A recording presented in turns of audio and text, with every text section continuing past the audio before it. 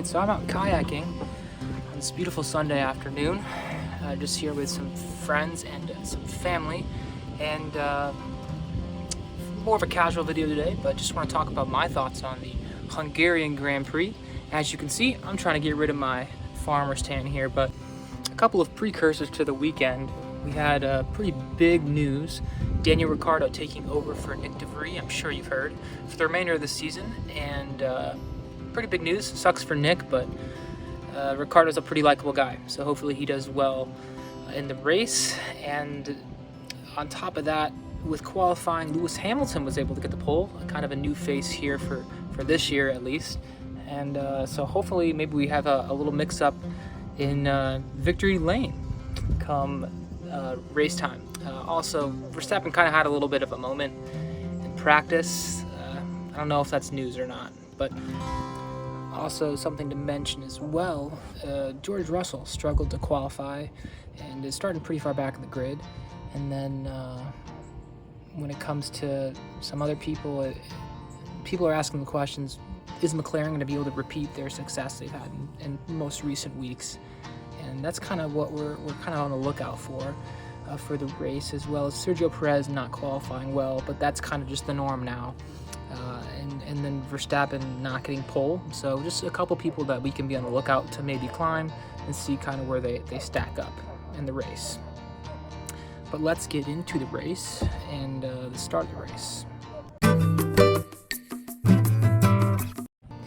And so notably on the start of the race, again, Hamilton's on the pole. And so pretty quickly after the start, Hamilton got a really bad start. And so Verstappen was able to overtake him pretty early on in the first lap. And then some other events happened in the start of the race that really were unfortunate. Zhao Guanyu was dealing with some anti-stall, was unable to get his car going right away, and so he got passed up right away on the start. And then we see Zhao Guanyu follow that already unfortunate situation up with another blunder, and that he got to the back of Ricciardo, and then Ricciardo unfortunately got into one of the Alpines, and then the Alpines jumped on top of each other, and essentially the Alpines got taken out of the race on that first lap, essentially, and so that was unfortunate for them. I'm sure they were hoping for a lot more from this weekend.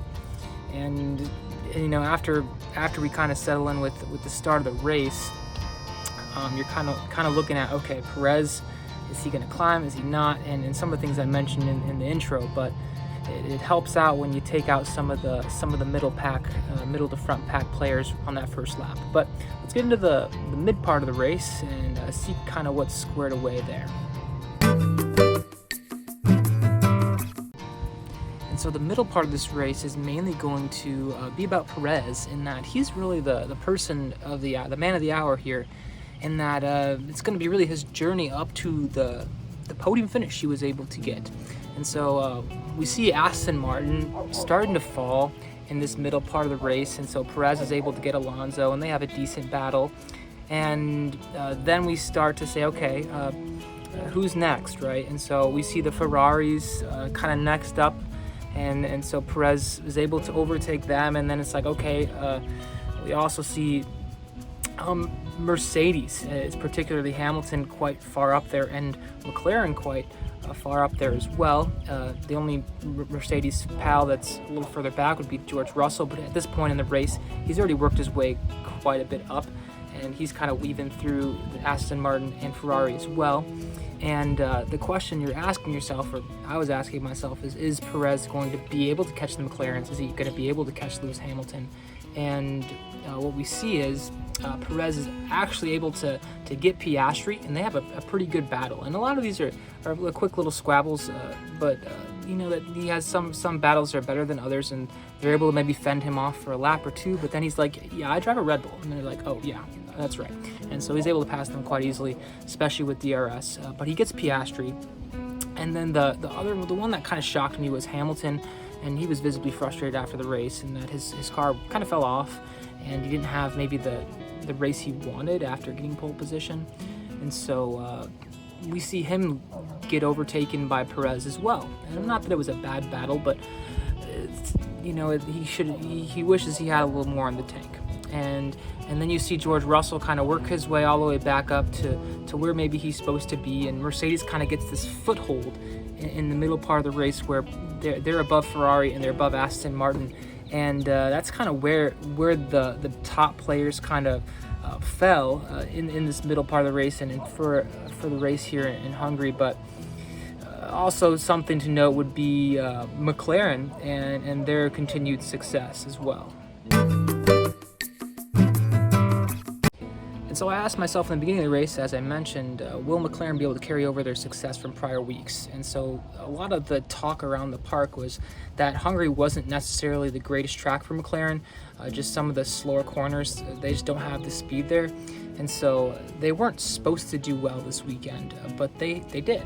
And they were able to hold pretty well to their positions as well. And Piastri finished quite well. I mean, and we'll talk about the results later, but I'm just continually impressed with Lando. I mean, I'm continuously impressed with Lando and his maturity and able to stick a drive and kind of hold his position there. I mean, Piastri fell back a little bit, but that's to be expected. And I think Norris has been exceeding expectations, and so hopefully that's something they can continue moving forward. It's always nice to have another player in the game, especially one that is going to, I'm not going to say push, but stay in the conversation with the top players, specifically Red Bull.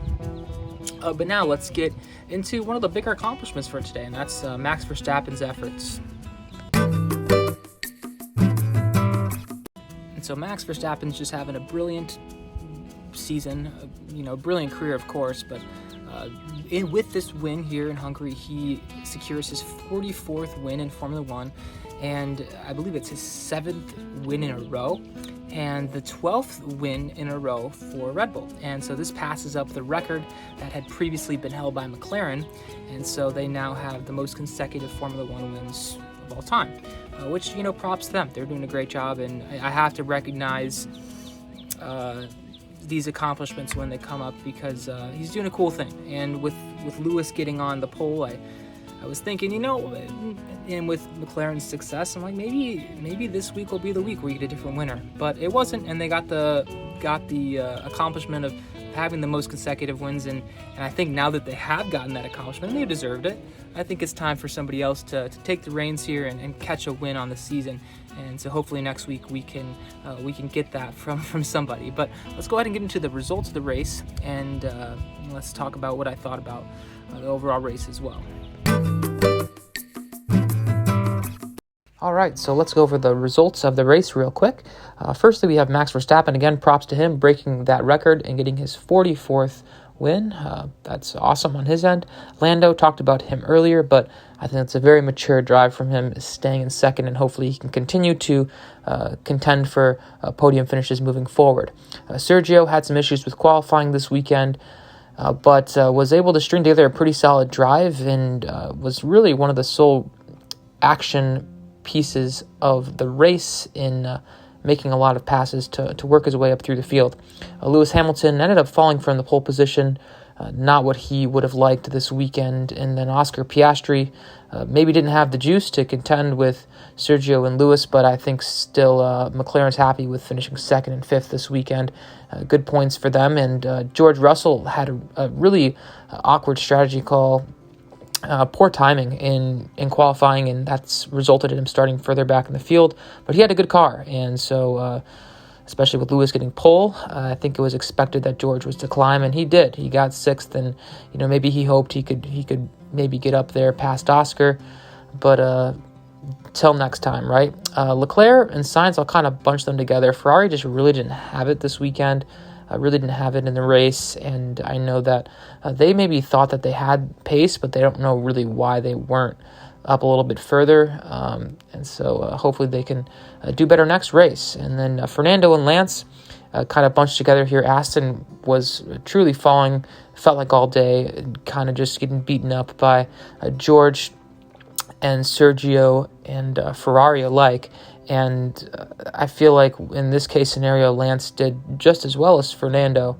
And, they got the points they needed. But and many are saying that the tire changes have done them a disservice, as well as Red Bull. But I don't know if that's true or not. That's tinfoil hat kind of thing. But Alex Albon, Williams, maybe not quite getting points. I think that's where he maybe wanted to be, but I think that Williams is happy with him finishing there.